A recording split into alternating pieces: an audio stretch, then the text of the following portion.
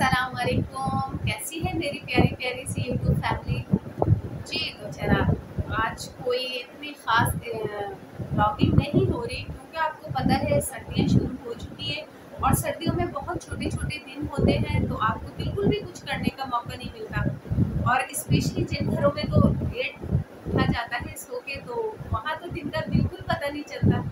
तो इसलिए जनाब थोड़ी सी ब्लॉगिंग हो रही है, बहुत स्लो बट जैसी बनेगी मैं आपके साथ ज़रूर शेयर करूँगी। तो जनाब यहाँ पर एक रेसिपी आपके साथ शेयर कर रही हूँ, उसको ट्राई कीजिएगा, इंशाल्लाह आपको पसंद आएगी।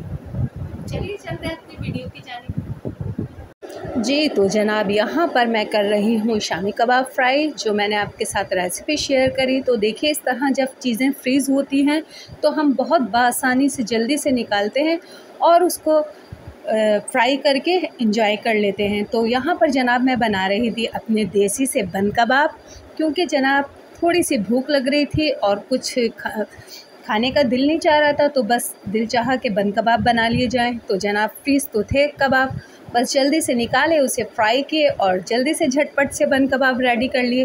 तो जनाब ये फ़ायदा होता है कि हम अगर चीज़ों को फ्रीज़ करके रख लें तो हमें बहुत आसानी रहती है। अगर कोई अचानक से गेस्ट भी आ जाए तो हमें कोई प्रॉब्लम नहीं होती, फटाफट हम निकालें और फ्राई कर लें। तो यहाँ पर मैंने साथ ही मंगवा लिए थे बेक पॉलर के बन।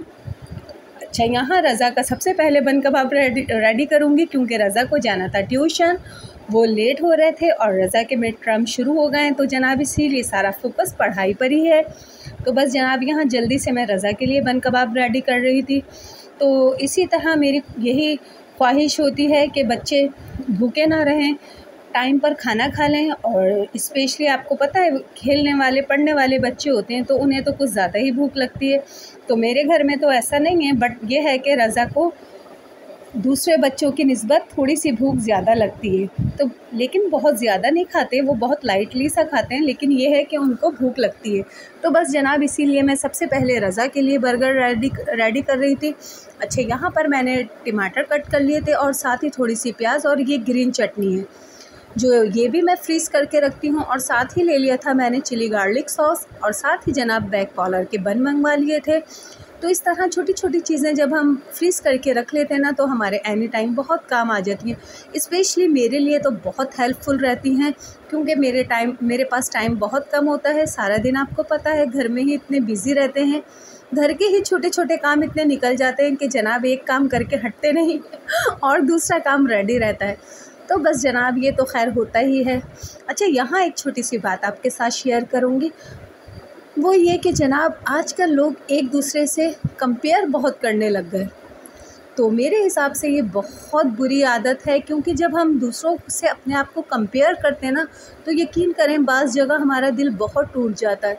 तो बजाय हम दूसरों की लाइफ को अपनी लाइफ से कंपेयर करने के बजाय अगर हम अल्लाह के दिए हुए में खुश रहना सीख जाए ना, तो यकीन करें हमारी ज़िंदगी बहुत आसान हो जाएगी।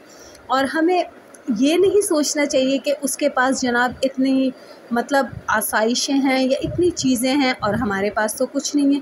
क्योंकि बाज़ लोग इसी बात से बहुत ज़्यादा हर्ट होते हैं कि उनको अल्लाह पाक ने इतना नवाजा हुआ है और हमें देखें कि कैसा रखा हुआ है। तो जनाब देखिए, अल्लाह के हर काम में कोई ना कोई मसलहत होती है और हमें अल्लाह के दिए हुए में ही खुश होना चाहिए। क्योंकि देखें चीज़ों का क्या है और पैसों का क्या है जनाब, ये तो आनी जानी चीज़ है। असल चीज़ होती है दिल का सुकून। तो बस अल्लाह से यही दुआ किया करें कि अल्लाह पाक आपको सुकून दे, क्योंकि खुश नसीब होते हैं, मैं समझती हूँ वो लोग जिनको अल्लाह पाक सुकून अता फ़रमाते हैं। क्योंकि बाज़ लोगों के पास सब कुछ तो होता है बट उनके पास सुकून नहीं होता। मैंने ऐसे लोगों को देखा है, आप यकीन करें इतने लचरे उनके लाइफ स्टाइल होता है बट वो इतने बेसुकून रहते हैं, डिप्रेशन का शिकार रहते हैं, टेंशन का शिकार रहते हैं। लेकिन मैं उनको देख के हैरत करती हूँ कि वो ऊपर से मतलब आप फ़ील इस तरह करवाते हैं कि वो जैसे बहुत ही खुश हैं। तो जनाब ज़ाहिरी चमक पे बिल्कुल मत जाया करें, बस अल्लाह पाक का शुक्र अदा किया करें। अल्लाह पाक ने जितना दिया है, जैसा दिया है, बहुत अच्छा दिया है। क्योंकि जब हम अल्लाह पाक का शुक्र अदा करते हैं ना तो अल्लाह पाक हमें और नवाजते हैं। और मैं समझती हूँ चीज़ों से ज़्यादा इंसान के पास सुकून होना चाहिए, क्योंकि जिसके पास ये सुकून की दौलत होती है ना, आप यकीन करें वो बहुत खुशनसीब इंसान होता है।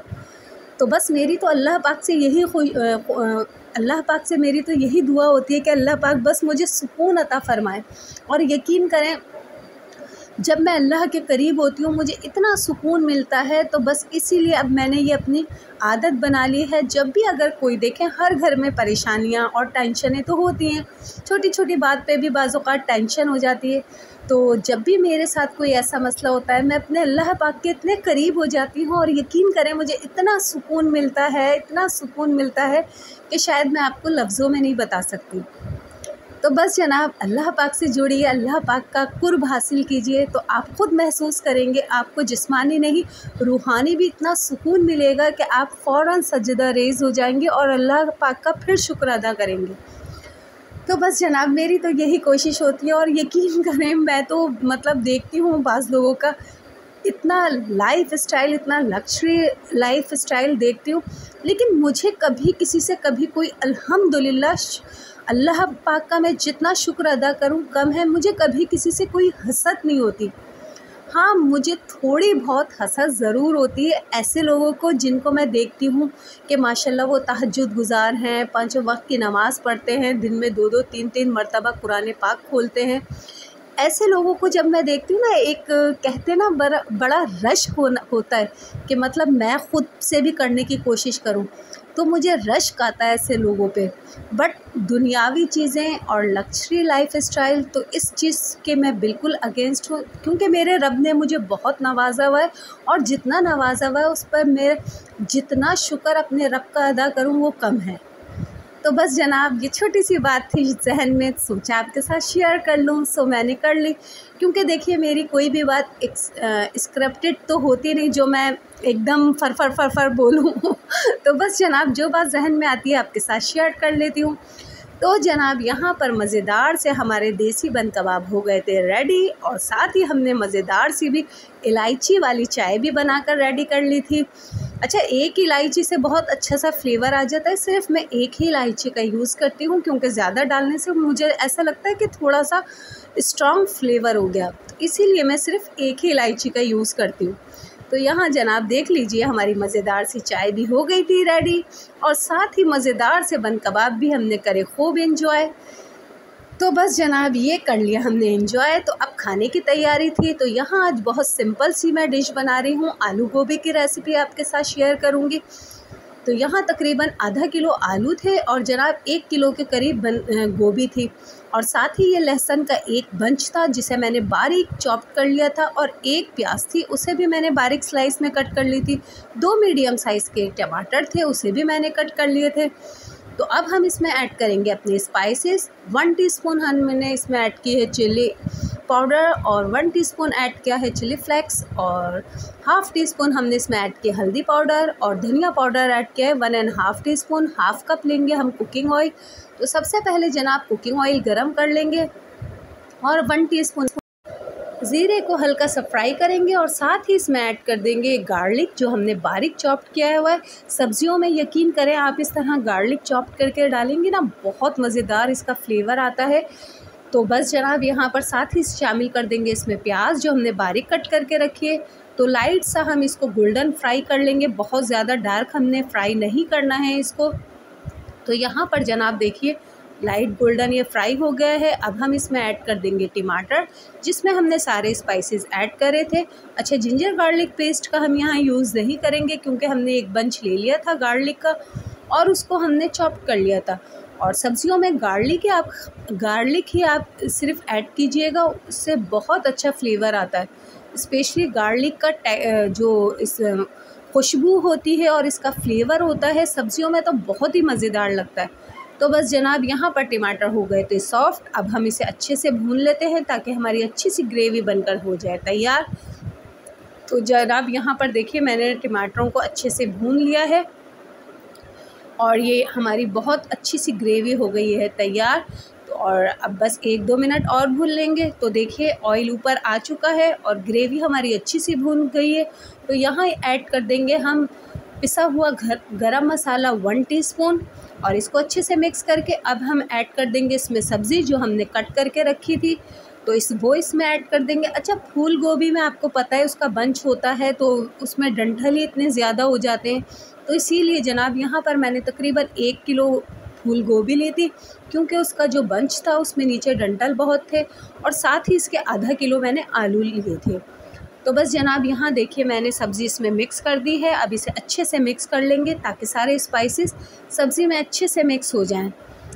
तो बहुत मज़ेदार सी सब्ज़ी लगती है ये, और स्पेशली आपको पता है सर्दियों में माशाल्लाह माशाल्लाह बहुत अच्छी सब्ज़ी आती है, बहुत फ्रेश होती है।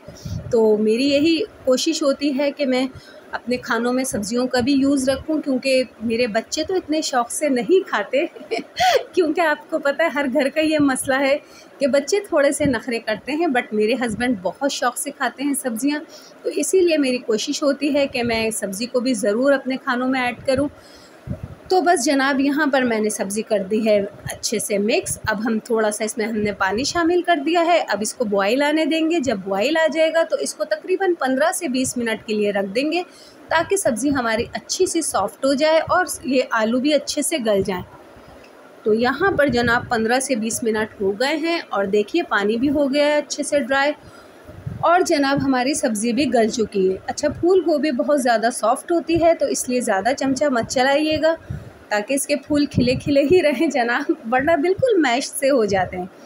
तो बस जनाब यहाँ पर मैं भुना हुआ कुटा हुआ ज़ीरा ऐड करूँगी। सब्ज़ियों में इसको ज़रूर ऐड किया करें, इससे बहुत अच्छा सा फ्लेवर आता है। तो बस जनाब यहाँ ये हो चुकी है रेडी। तो चलिए मैं आपको प्लेट में निकाल के दिखाती हूँ। इसका टेक्सचर, इसका आप इसको देखकर ही आप अंदाज़ा लगा लेंगे कि कितनी मज़ेदार सी बनकर तैयार हुई थी।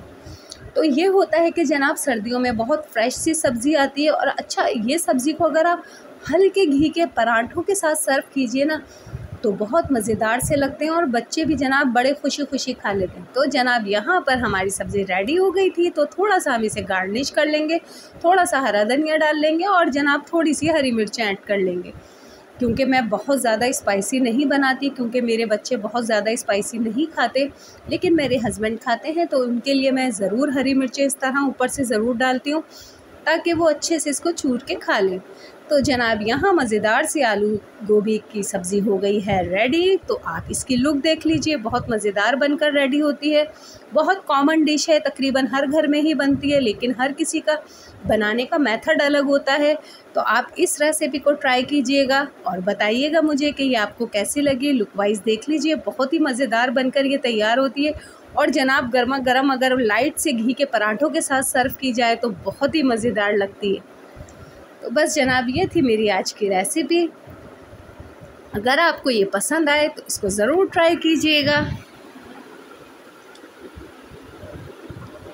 जी तो जनाब ये थी हमारी आज की वीडियो। उम्मीद करती हूँ कि आपको पसंद आए तो प्लीज़ मेरी वीडियो को लाइक कीजिएगा और मेरे चैनल को सब्सक्राइब कीजिएगा। और आपका बहुत बहुत शुक्रिया जो आप लोग कितने प्यारे प्यारे कमेंट्स करते हैं। यकीन करें दिल खुश हो जाता है और एक हिम्मत बढ़ जाती है। कभी सोचती हूँ बहुत सुस्ती हो जाती है, दिल नहीं चाहता बनाने का करने का, लेकिन जब आपके इतने प्यारे प्यारे कमेंट्स पढ़ती हूँ तो यकीन करें मेरा दिल बहुत मुझे ताकत मिलती है। तो बस इसी तरह मुझे मेरी हौसला अफजाई करते रहिएगा। तो अपना रखिएगा बहुत सारा ख्याल और मुझे रखिएगा अपनी दुआओं में याद। तो मिलते हैं फिर नेक्स्ट वीडियो में, तब तक के लिए अल्लाह हाफ़िज़।